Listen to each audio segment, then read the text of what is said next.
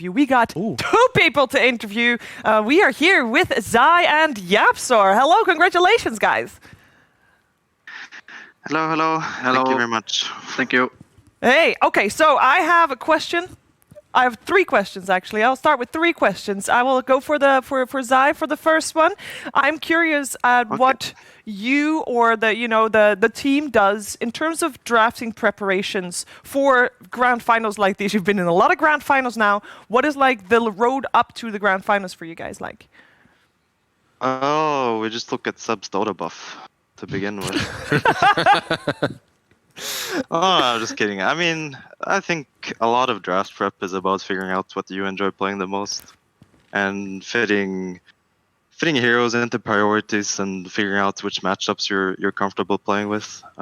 So that's something you work on throughout the tournament, and then once you arrive at the finals, you kind of have it ironed out pretty well. Was like the OD, for example, part of like that preparation? Was he already on your radar, or did it just happen to be the perfect OD game for Game 2 specifically? I mean, that was just my big brain suggestion, because I'm a great OD player, and I saw that OD looked quite good in that game and the draft. And it worked out. Nisha had some random feet, really but well. apart from that, yeah, it worked out. All right, YapzOr, next question is for you then.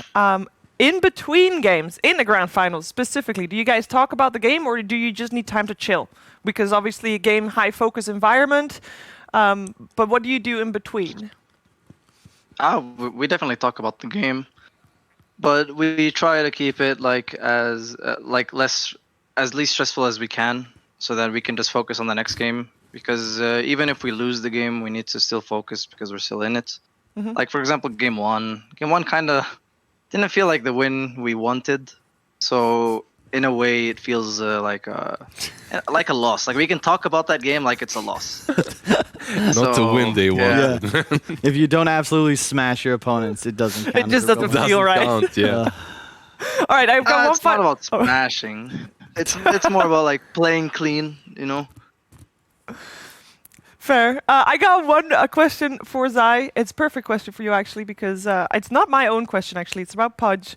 There is someone that really wants to know what needs to happen to Pudge in order for us to see him in competitive play, or for him to be even viable in pubs without, being ironically picked because of the persona. I mean, there was a timing last year around MDL Paris where he was quite alright when he had health regen on his flesh heap. And it was a pretty decent hero because you could just stack armor items in lane, and you had inbuilt health regen, and he could play against a lot of the heroes that were being picked. But now I feel like his laning is just absolute garbage. Yeah, he's such a liability. The only way you can actually play him is if you get a guy with boots and clarities, and he gets some hooks that'll lead you to kills. But he has to be support, I think. And even then, it's he's quite the burden still. So I don't know. I think his third spell is quite important to him.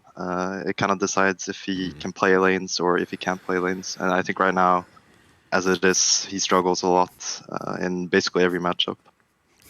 Okay, thank you. All right, I want to latch on to the Shivers question and just ask you first, congratulations on yet another grand finals with clean sweep. What do teams need to do differently to finally take a series off of you? Right. Is this a valid question? Can you make it interesting for us? Give us, how do we beat Secret? How do we beat you? Zid, bro, tell them. It's a secret. I mean, it's not really a question we can answer even if we knew the answer. So like, Okay. Just play better, lol. Let me put a twist on it. What could we do to make it more challenging for you? What if could we sub in Heen to play mid? Do we need to give you specific hero challenges, like you must win with Pudge in game 3? Like, is there a handicap you're willing to accept? No. I mean, it's like, we get trios and stuff, but for us, I don't feel like it's always easy, it's always simple. There's the competition is tough. Even though the final result may be 3-0, I think it could have gone. It was still exhausting to play. Yeah, like the first game could have gone multiple different ways. Or I guess win or loss are the only two ways, but we could have lost that game for sure. And so I think you just gotta, I mean, my Earth Spirit Meteor Hammer was pretty handicapped. It was pretty sick with OD, right? With Astral combos. It didn't really work out too many times, however, for you. Yeah, Omni ruined that. Okay, one more real fast. How do you feel like the level of Dota you guys and OG played today compares to just our history as Dota players and as fans? Is this about as good as it gets, or is there still levels we've yet to reach?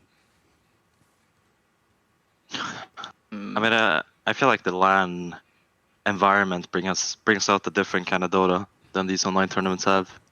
Like, I don't know if it's for like overall quality increases or decreases, but I feel like it brings a different element into a lot of games. I think a lot of more clutch things happen, and a lot of more choking happens as well once you get into LAN stages, which I think is not as it doesn't occur as much during these online games. I would say this tournament is probably the highest tier tournament so far from the online ones. It did feel exhausting to play, just like a LAN in a way. You went through the upper bracket though, you know, least amount of games. Easy Yeah, day, but 3 games. They weren't all easy though, like at all. And No, that's fair. even, yeah. Do you guys have any final words to say before you let you go? This has obviously been another 3-0 victory for you guys, but you do feel like this is the highest tier Dota that you've witnessed so far. I know that there's a lot of people watching right now that would love to hear also some words from you guys to them, to your fans. Any final words? Zai is the best fan speaker.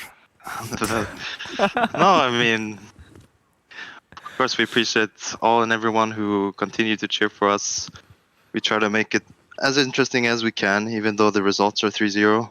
We try our best, and hopefully we'll keep doing it in upcoming tournaments as well.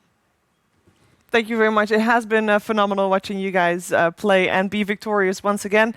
We're going to let you go and wish you a great evening, and congratulations, of course, one more time. Thank you very much. Thank you.